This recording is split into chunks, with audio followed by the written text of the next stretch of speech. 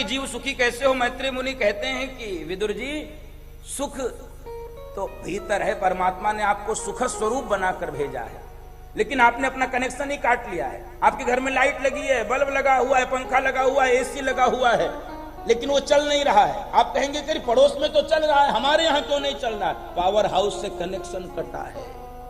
Bulb 100 piece बने रह जाएंगे, पंखा लटका रह जाएगा, वो चलेंगे नहीं। क्यों? क्योंकि कनेक्शन कटा, पावर हाउस से लाइन डिस्कनेक्ट है। तो उस सुख स्वरूप परमात्मा से जब तक कनेक्शन नहीं जुड़ेगा, इस संसार में सुख की प्रतीति होती रहेगी, सुख दिखता रहेगा, लेकिन सुख आपको मिलेगा नहीं। बंदो माता सब एक दूसरे को कहेंगे ये सुखी है, ये सुखी है, ये सुखी है।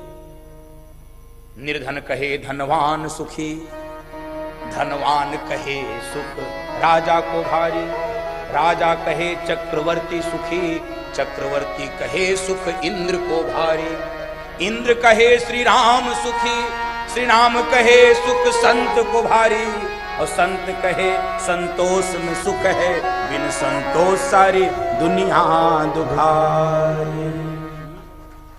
अरे बजाना ठीक से बजा ही लो यार, क्या इसमें कौन सी कंजूसी है भाई? हैं? हम अभी बजा ही लो, कोई बात अच्छी लग जाए अनुमोदन कर देना चाहिए। हम वो तो है नहीं, वो कोई कवि तो हम है नहीं कि आपसे जबरदस्ती ताली बजवाएं।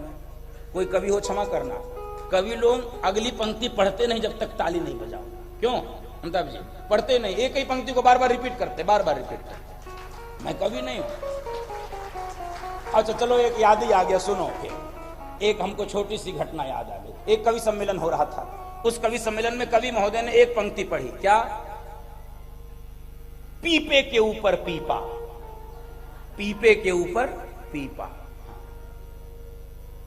अमिताभ जी का भी जन्म गंगा जी के किनारे हुआ है, फर्रुखाबाद के जन्म में। तो पीपे के ऊपर पीपा, पीपा समझते हैं ना? पीपा, पीपे के ऊपर। तो लोगों ने, पूरी सभा ने कह दिया वाह वाह वाह। फिर उसने कहा पीपे के ऊपर पीपा, तो कुछ लोगों ने कहा वाह वाह। फिर उसने कहा पीपे के ऊपर पीपा, तब केवल एक व्यक्ति ने कहा वाह वाह। तो बगल वाले ने कहा चुप, बार बार वाह वाह, तुमको क्या मजा आया? कहे मजा की छोड़ो, बैलेंस तो देखो,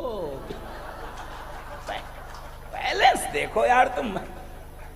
अरे जब बैलेंस में मजा मिल सकता है तो मैं तो आपको भगवान की कथा सुना रहा हूं। यहां मजा ही मजा है बंधु माताओं, यहां मजा के अतिरिक्त। बोलो भक्तवत्सल भगवान की। तो उस मजा को प्राप्त करने के लिए अपना कनेक्शन जोड़िए, और जो जोड़ लेता है वो हमेशा सुखी रहता है। उदाहरण दे दूं, किसने जोड़ा? श्री हनुमान जी महाराज ने जोड़ लिया कनेक्शन।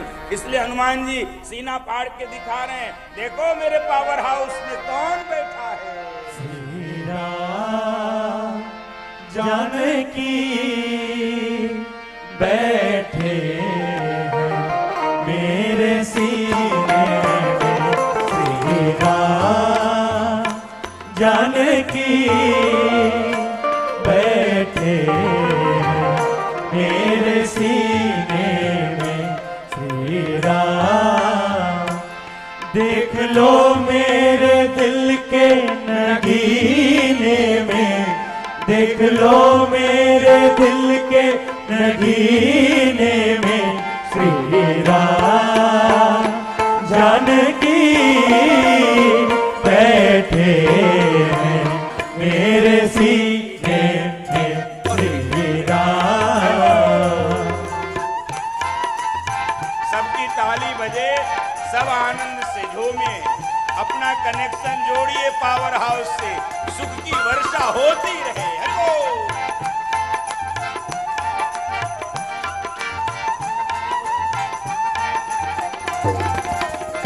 मुझको कीर्ति न वैभव न यश चाहिए, मुझको कीर्ति न वैभव न यश चाहिए, राम के नाम का मुझको रस चाहिए, राम के नाम का मुझको रस चाहिए। सुख मिले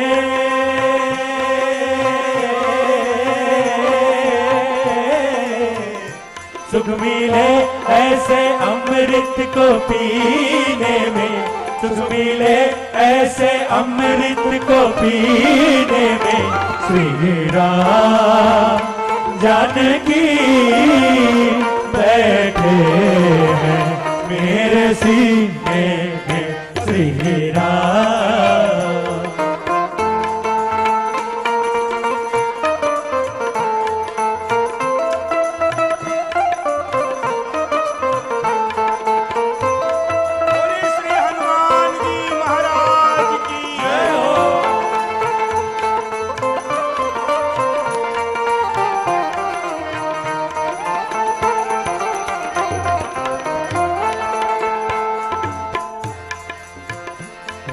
रसिया हूँ मैं राम सुमिरन करूँ, राम रसिया हूँ मैं राम सुमिरन करूँ।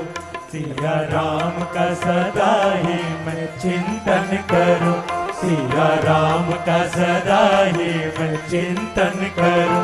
सच्चा आनंद है,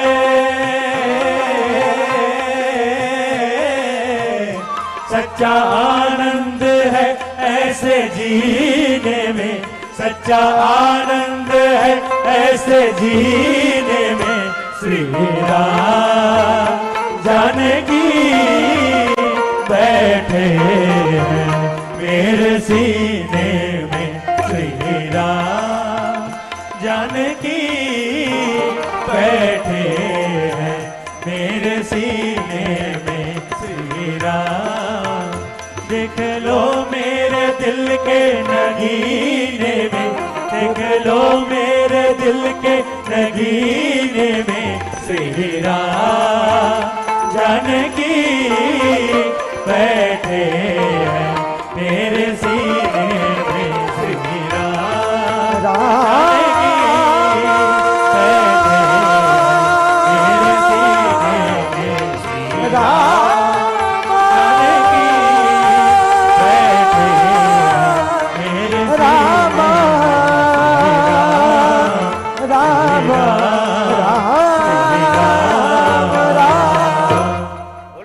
वत्सल भगवान की जय। सुख मिले ऐसे अमृत को पीने में, और सुख सच्चा आनंद है ऐसे।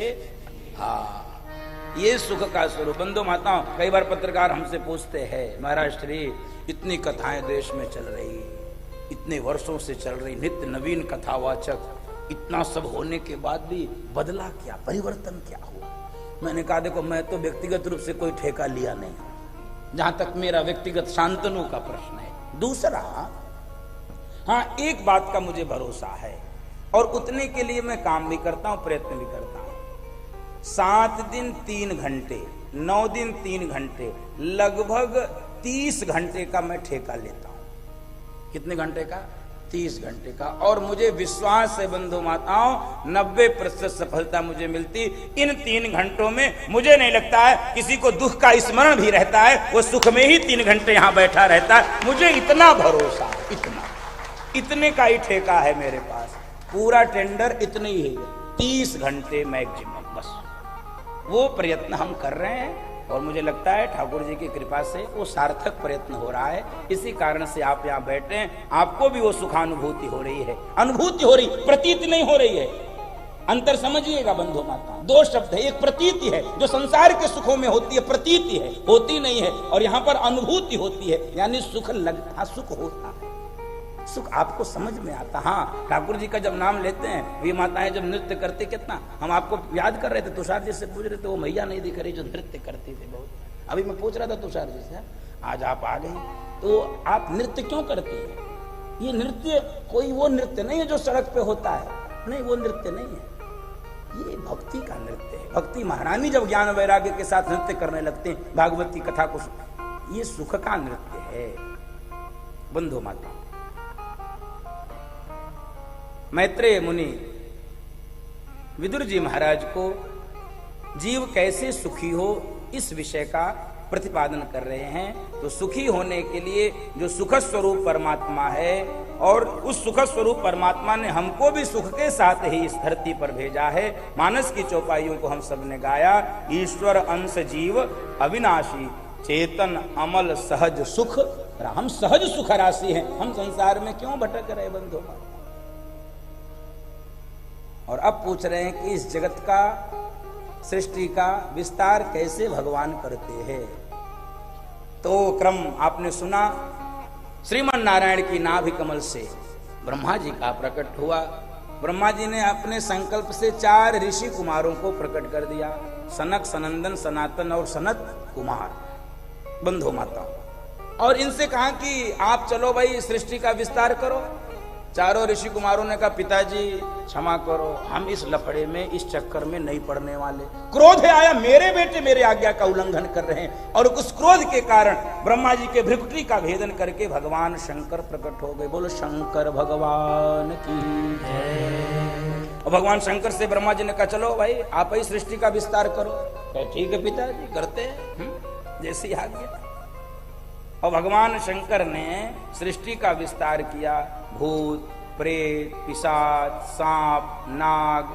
ब्रह्मा जी ने कहा बस स्टॉप, यही तुम बना, हमसे यही हो पाएगा, बाकी आप जैसा कहो। कहते तुम रुक जाओ, तुम मत करो कुछ, तुमको जब सांप ही बिच्छू बनाना है। तो ब्रह्मा जी ने भगवान शंकर से कहा तुम रुक जाओ, इतनी खतरनाक सृष्टि हमको नहीं करवानी। और फिर ब्रह्मा जी ने 10 ऋषि कुमारों को प्रकट किया। ये सब अमैथुनी सृष्टि है बंधु माताओं। अयोनिज सृष्टि तो इस समय भी वैज्ञानिकों ने आप सबके सामने दिखा दिया। अयोनिज सृष्टि के उदाहरण इस समय भी हैं, आप सब जानते हैं। लेकिन अमैथुनी सृष्टि भी हमारे सनातन की एक शक्ति है, इसका परिचय कराती है। अयोनिज सृष्टि तो वैज्ञानिकों ने भी वर्तमान युग में भी सिद्ध कर दिया। तो ये अमैथुनी सृष्टि है, 10 ऋषि कुमारों को प्रकट कर दिया। और फिर जो आज उत्सव मना रहे हैं, उसी उत्सव को क्यों हम सब मना पा रहे हैं बसंत पंचमी को, कि ब्रह्मा जी ने अपनी वाणी से परम सुंदरी कन्या सरस्वती जी को प्रकट किया। बोल सरस्वती मैया की। विद्या की अधिष्ठात्री देवी मां शारदे। और बंधु माताओं, अपनी छाया से महामुनि करदम जी को प्रकट किया है। ये सब ब्रह्मा जी की मानसी सृष्टि है। और विधाता ने वामांग से कन्या और दक्षिणांग से पुरुष का जन्म दिया है। उन्हीं को हम लोग कहते हैं मनु और स्वयंभू। मनु अरु शतरूपा स्वयंभू, मनु अरु शतरूपा, जिनते सृष्टि अनूपा, जिनते नर सृष्टि अनूपा।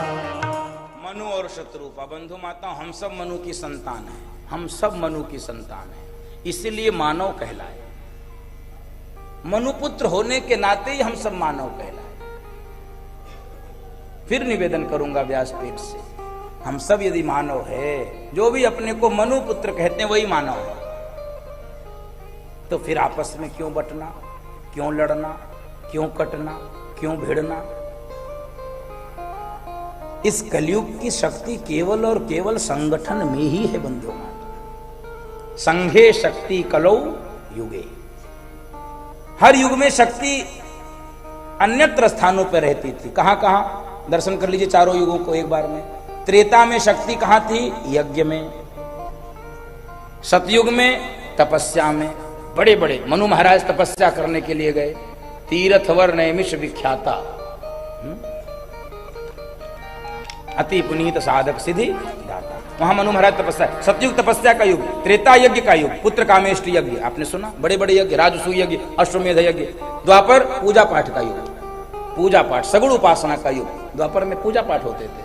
और कलयुग में संगठन में शक्ति होती। संघे शक्ति कलौ युगे। बंधु माता, इसलिए हम सब मानव हैं, मनुष्य हैं, एक माँ पिता के संतान है। अथर्ववेद में ऋषि कहता है माता भूमि पुत्रो हम पृथिव्या। ये भूमि हमारी माता है, हम इसके बेटे हैं। तो जो भूमि को माता मानता है वो सहोदर हुए, जो नहीं मानते वो नहीं हुए। जो इस भूमि को माता मानते हैं, जो उद्घोष करने में शर्म नहीं करते, भारत माता की वंदे, जो उद्घोष करते हैं वो सहोदर हुए कि नहीं हुए? भूमि हमारी माता है, जो भूमि को माता मानते वो सब सहोदर भाई हैं। इसलिए हम लोग एक श्लोक बोलते, हिंदवः सोदराः सर्वे न हिंदू पतितो भवेत, मम दीक्षा हिंदू रक्षा, मम मंत्र समानता। कोई छोटा बड़ा नहीं, कोई ऊंच नीच नहीं। बहुत हो गया ये सब करते करते, बंद किया जाए। आप ये सब बहुत वर्षों से यही सब करते आ रहे हैं, नहीं बंद किया जाए। हम सब एक माता पिता की संतान हैं। और बंधु माताओं, इसीलिए मनु महाराज और शतरूपा जी से ही मानवीय सृष्टि का विस्तार हुआ। मनु महाराज के 2 पुत्र हुए और 3 पुत्रियां, प्रियव्रत और उत्तानपाद 2 बेटे, और देवहूति, आकुति और प्रसूति 3 बेटियां। मनु महाराज ने एक दिन ब्रह्मा जी से कहा कि मैं कैसे सृष्टि का विस्तार करूं? क्यों? क्योंकि इस पृथ्वी का तो हरण करके ले गया हिरण्याक्ष। हिरण्याक्ष ये पृथ्वी का हरण करके ले गया। जब पृथ्वी ही हमारे पास नहीं तो मैं विस्तार कैसे करूं? और ब्रह्मा जी को क्रोध आया ये सुनते ही कि हिरण्याक्ष ने पृथ्वी का हरण किया है। और बंधु माताओं, क्रोध के कारण ब्रह्मा जी को इतनी तेज से छींक आई है कि उसी छींक से भगवान का वाराह अवतार हुआ है। और वाराह भगवान ने जाकर हिरण्याक्ष को मुक्त किया है और पृथ्वी को लाके वापस। बोल वाराह भगवान की जय। ये हिरण्याक्ष क्या है भाई? ये 2 भाई थे, हिरण्याक्ष और हिरण्यकश्यप। ये हिरण्याक्ष दो शब्द इसमें छुपे हैं। हिरण्य माने सोना और अक्ष माने आंख। जिसकी आंख में हमेशा सोना ही भरा रहता है। सोना यानी संपत्ति के बारे में ही चिंतन, धन के बारे में चिंतन, इधर से आवे उधर से आवे, बस आता रहे चाहे जिधर से आवे। बस एक लक्ष्य, आता रहे और जाए। वही हिरण्याक्ष है बंधु माता। उस राक्षस को किस रूप में समझेंगे हम लोग? उसका तो उद्धार ब्रह्मा जी ने कर दिया, हमारा उद्धार कैसे होगा? जिनकी आंखों में सोना, संपत्ति, केवल यही। न सोना काम आएगा न चांदी आएगी, न सोना काम आएगा न चांदी आएगी। सज धज कर जिस दिन मौत की शहजादी आएगी, सज धज कर जिस दिन मौत की शहजादी आएगी। न सोना काम आएगा न चांदी आएगी, न सोना काम आएगा न चांदी आएगी। और बंधु माताओं,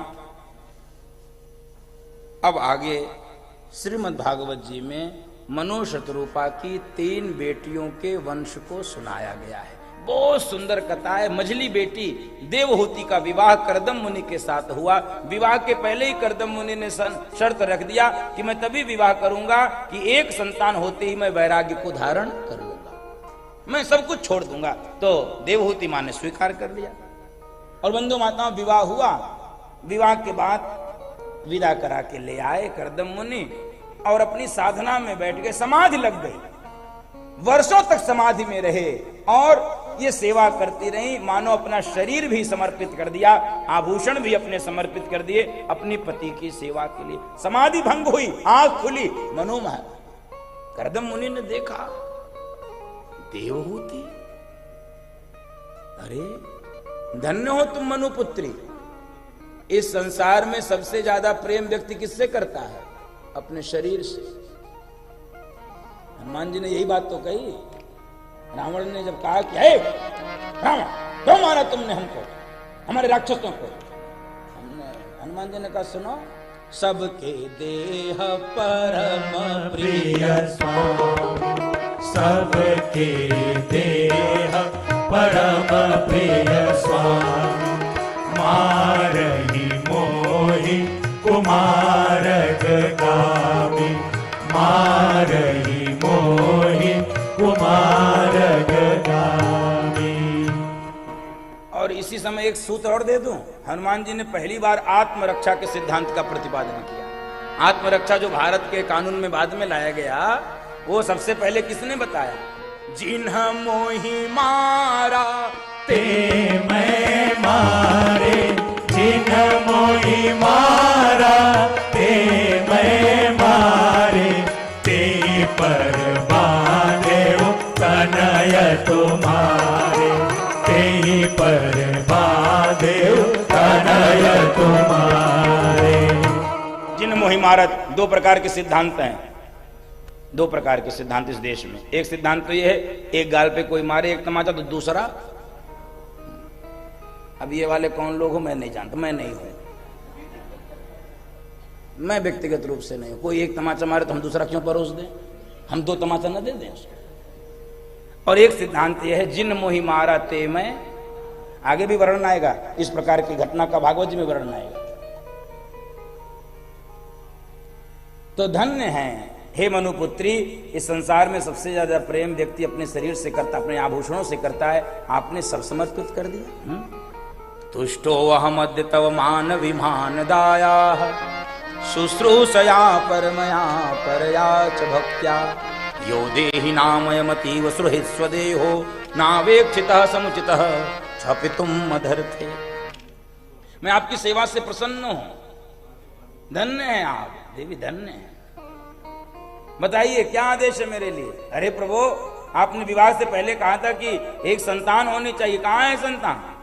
आप तो समाधि में चले गए। बंधु माताओं, इस देश की माताओं ने क्या त्याग किया है, आप दर्शन कीजिए। एक छोटी सी घटना आपको सुनाओ। एक बड़े दार्शनिक, बड़े ग्रंथकार उस देश में हुए, इस युग की बात बता दूं। उनका नाम था वाचस्पति मिश्र। बंधु माता, वाचस्पति मिश्र ब्रह्मसूत्र पे टीका लिखते थे। ब्रह्मसूत्र अथा तो ब्रह्म जिज्ञासा जन्माद्यस्यतः, ये जो सूत्र हैं,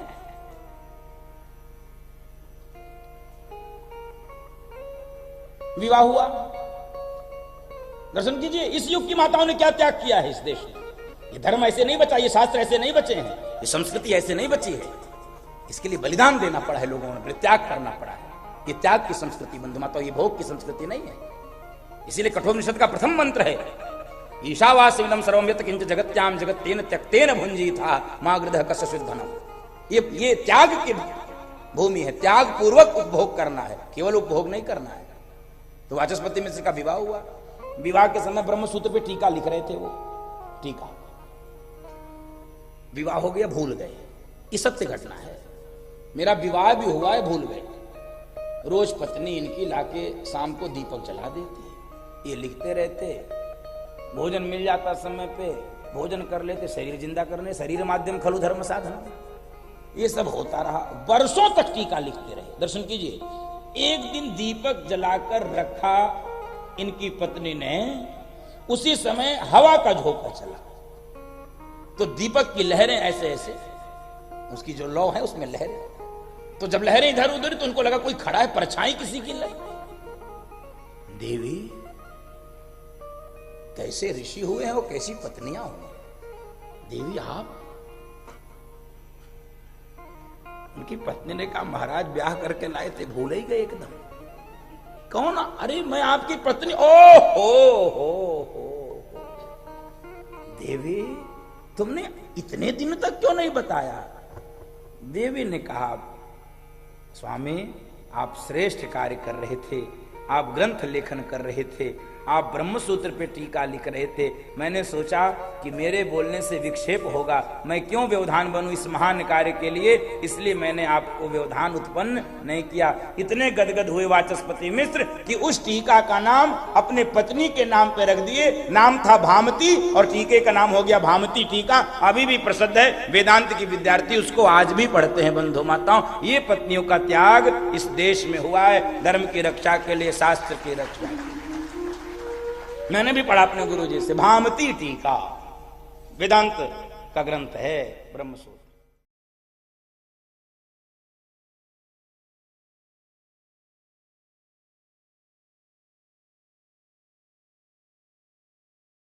आनंद टीवी से जुड़ने के लिए आप हमें व्हाट्सएप करें 9277395752 पर।